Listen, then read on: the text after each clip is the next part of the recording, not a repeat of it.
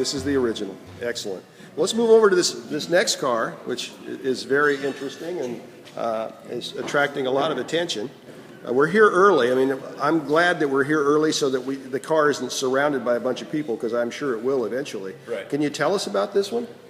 This one here, about 15 years ago, my dad decided that he wanted to do one more thing, because one of the few things he doesn't have, he's in a couple of Halls of Fame, he's in write-up, he's touted as the old man of drag racing. Right. He says, I don't have a 200-mile-an-hour jacket.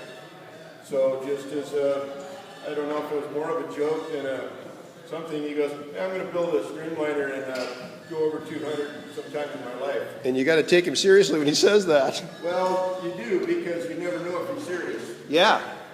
So keep going. He's done enough things that no matter what he says, you believe he can do it. Yeah. This is his idea of what Bonneville streamliner should look like.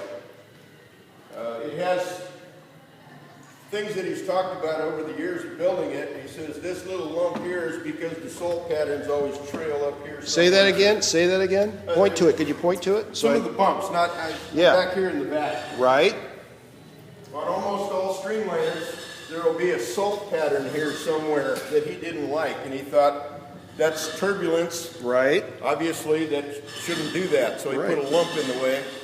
And all of the contours and everything. This here is only because he wanted to run bigger tires. Okay. So that's that lump. Okay. But the entire shape of the car was because in the shop that he was working in, he could lean on an oxygen bottle and bend it, and this is the shape that it came out. So. Okay. Now, and I mean, from the back to the front, I mean, we're seeing things that are very serious, and we're not talking about. There's nothing. Shall we say, ornamental about this. Everything is functional. Everything is functional. Has a reason. These cool things here are actually the parachute tubes. Right. So this is the push bar.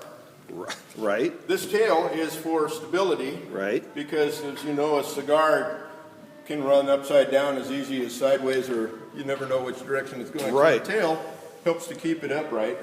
Even if it rolls over, it lands on the tail and keeps it from rolling too many times. Okay, so that's a very sturdy tail then, correct? Very sturdy tail, yes. It actually has a wing that's made for it, but having not been in the car yet or make sure all of the things drive straight and stop and all those things, we're not going to put that on until it's deemed necessary. Okay. If we need more traction on the rear, we'll put the wing on, that'll give more downforce. So as we're moving forward here, tell me about various things that I'm looking at. I mean, is this an intake right here? This is actually a thing to reach in there with a tool. Okay. And it also gets air so that the tire cavity doesn't fill up with vacuum or anything in there. Okay. So that helps air and a tool. This is a lift point.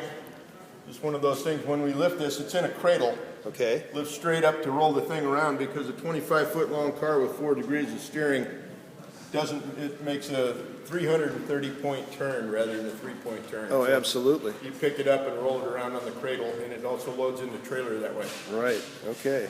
What are we looking at overall height? Do we have a height measurement on this? What do you think it is? I don't have a tape measure on me, but it's right about 2 feet at the cowl. 2 feet at the cowl. Okay, so this is the intake for the motor, correct? Yes. And what are we running for a motor in this? This particular one here is called a Crossfire Flathead. It was a special built motor by Dick Landy back when a guy named Ron Main, who is a land speed record holder in numerous categories. Yeah. He decided he wanted to run a flathead. So Dick Landy Industries had a way to build motors that was different than everyone else. It has the intake and the exhaust reversed. It has a 180 crank.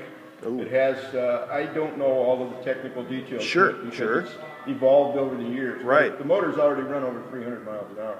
Okay. So we think that this car should be able to do that very easily. Yes. The car itself is probably good to 450 or so, possibly even faster if you get the right tires on it. Right.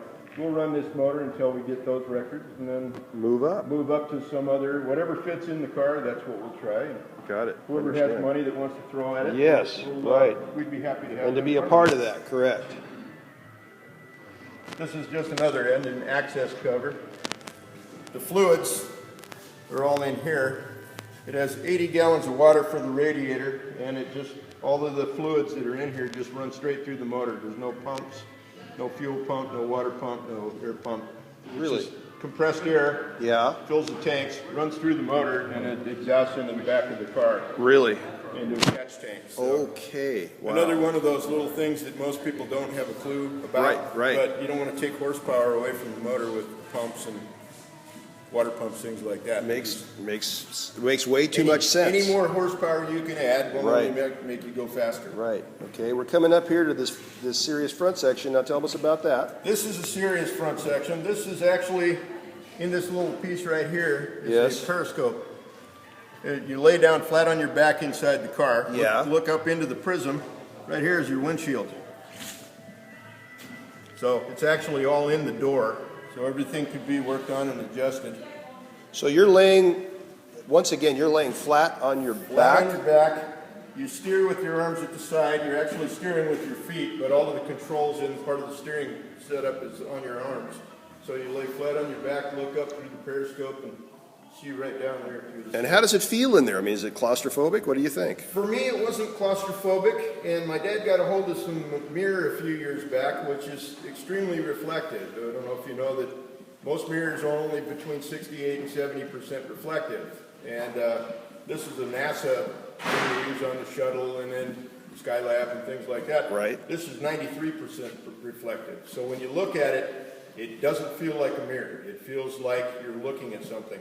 And that probably is a little bit more comforting to the person that's in the seat, maybe, right? For me, it is. I have no problem believing that I'm looking straight ahead when I'm laying down on my back. So. Yeah, I know. Can you believe?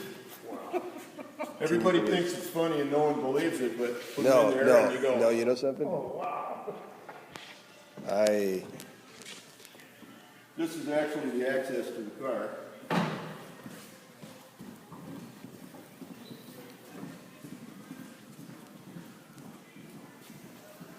As you can see, the interior is not in it right now, but Right. that's because it's in a show, not on the Sure, float. sure. But that's how much room you have to be in it. And how much of this was built by your father? All of it. I wouldn't think anything less. Even the latches, catches, he Yeah. picks up stuff off the floor or off the bench or on the shelf. Locking mechanisms. And that's like that I say. reflective. Here's your reflective mirror, setup. and you can see, if you can, whichever way you can see the thing, you notice that it's not, doesn't quite look like a mirror.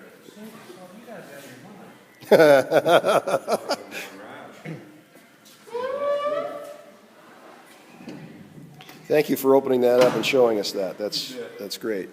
Anything else you can think of? What's the future? What are future plans for the car now? Future plans for the car, it's kind of funny because my dad, when he was building it, wanted to drive it himself. But about 6 years ago, I sent my son to Bonneville with him just so grandson and granddaddy could be together and that's get great. some time together. Yes. Greg had such a good time that on the way back, he says, "Granddaddy, what are you going to do with your car when you die?" And my dad giggled a little bit and said, "Well, I guess I'll have it to give it to you." And Greg goes, "Good. I was hoping you'd say that." So this is now Gregory's car.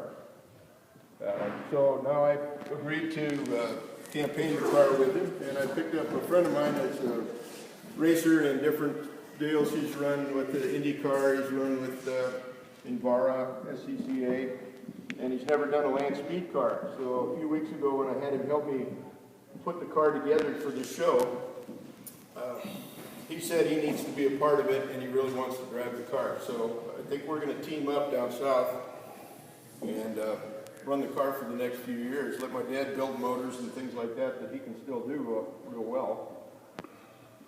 And we'll see where it goes from there. Thank you very much. That was a great explanation of two incredible cars. Thank you. You need to see one thing here. What's that? Detail. Yep.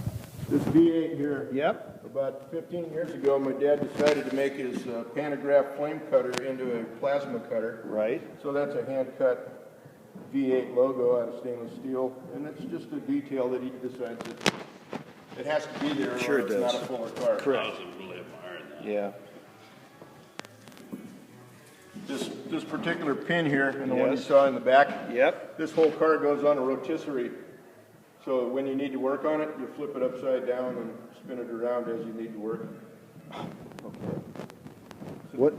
Sits about 3 feet off the ground, and it's all, so you can work on things comfortably rather than have to lay on the ground or do anything The else. whole thing as a unit goes up. As a It's unit, rotated. Goes up 3 feet in the air, and there's a hand crank to rotisserie the car. Thank you. Other so than that, much. you can go on the internet and find something about Kent Fuller, and Right. you'll be there for days. so. Excellent. Agreed. Thanks a lot, Stephen. Really appreciate it.